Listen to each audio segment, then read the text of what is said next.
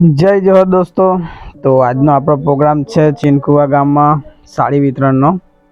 તો આ સાડી આવેલી છે કુબેર ભંડારી ગામ કરનાળીથી અને કિશનભાઈના સહયોગથી આવેલી છે. તો કિશનભાઈ તમારો ખૂબ ખૂબ આભાર.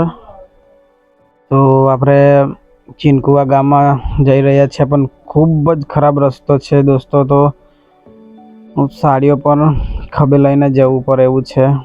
બહુ ખરાબ રસ્તો છે દોસ્તો, તમે જોઈ શકો છો.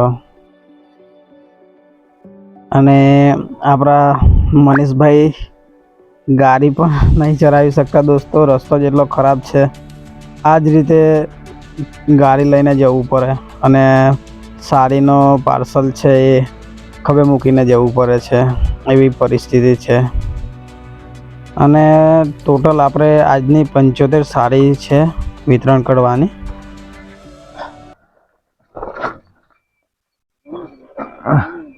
કાકા આ રસ્તો કેવો લાગે તમને? અઘરો લાગે. કયા ગામના તમે? માદરના. ડેલી જવાનું તમારે? અને ઇમરજન્સી એવું કઈ હોય દવાખાને માટે જવું પડે અહીં લગી. હા, જોડી બાંધીને જવું પડે.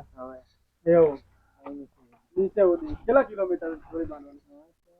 લગભગ 2.5 કિલોમીટર. 2.5 કિલોમીટર જેવું જોડી બાંધવાની. બરાબર.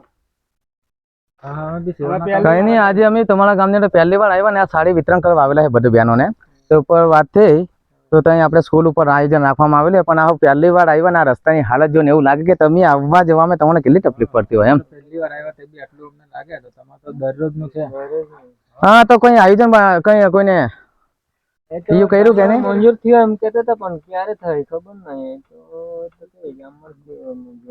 બરાબર. બાજુ 2.5 થી 3 કિલોમીટર જવાનું છે ને? આવો જ રસ્તો છે ને? બરાબર. આમ તો ખાસ કરીને આ બધા વિડીયો દોસ્તો લાંબો છે પણ પૂરો જોજો, મજા આવશે વિડીયો જોવામાં. અને પરિસ્થિતિ પણ તમે જોઈ શકો છો. જે ભાઈ આપણી ચેનલ પર નવા હોય એ સબસ્ક્રાઈબ કરી દેવા વિનંતી અને સહયોગ આપવા વિનંતી.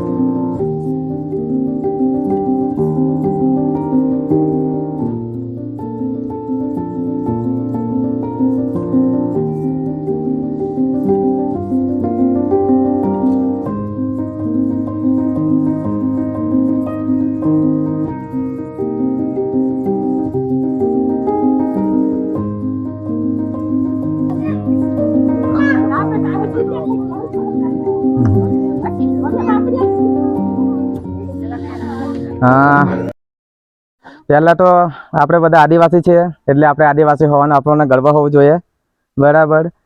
પરંતુ આપણને ખબર છે કે આપણા આદિવાસી જે લોકો છે એમને હજુ અમે જોયું છે કે જે રીતે સરકારની યોજનાઓ પહોંચવી જોઈએ એ હજુ યોજનાઓ પહોંચેલી નથી. પણ અમે સરકારશ્રી તરફથી કે કોઈ પાર્ટી તરફથી નથી આવેલા. અમે માનવ સેવા ફાઉન્ડેશન તથા ઇન્ડિયન ગ્રુપ 07 અમારું એક સંસ્થા છે, અને જે ગરીબ માણસો હોય, કોઈ નિરાધાર પરિવાર હોય, તમારા ધ્યાનમાં પણ એવું કોઈ પરિવાર હોય કે તેમનો કોઈ ઘરવાળો ઓફિસ જો નાના નાના છોકરા હોય, એમને આગળ પાછળ કોઈ જ ના હોય, કે સગા સંબંધીનો સપોર્ટ ના હોય, ગામનો સપોર્ટ ના હોય, એવો કોઈ માણસ હોય તો એમને કહેજો. અમને દર મહિને એમને અનાજ કરિયાણાનો સામાન પણ આપવાનું કામ કરીએ છીએ, અને સાથે સાથે લોહીની પણ કરીએ છીએ. તમારે ગદ્દેશ્વર દવાખાનું, રાજપીપળા દવાખાનું હોય કે વડોદરા કોઈ બી જગ્યા ઉપર તમારા સગાવાલા દવાખાનાની અંદર દાખલ હોય અને ઇનકેસ એવું બને કે લોહીની જરૂર પડી હોય તો તમારે આ પ્રવીણભાઈ છે, અમારા ગ્રુપના કાર્યકર્તા જ છે, એમને તમારે કોન્ટેક કરવાનો. તમે એમને કહેશો, એ અમને કહેશે એટલે તમારે કોઈ બી જગ્યા પર તમને લોહી પહોંચતું થઈ જશે. અને બીજું કે આપણા છોકરાઓ મોટા ભાગે બાળક આશ્રમની અંદર ભણવા જાય. કદાચ ત્યાં અમને આવવા જવાનું હોય અને તમે કંઈ ના આવી શકતા હોય તો તે બી અમને કહેજો.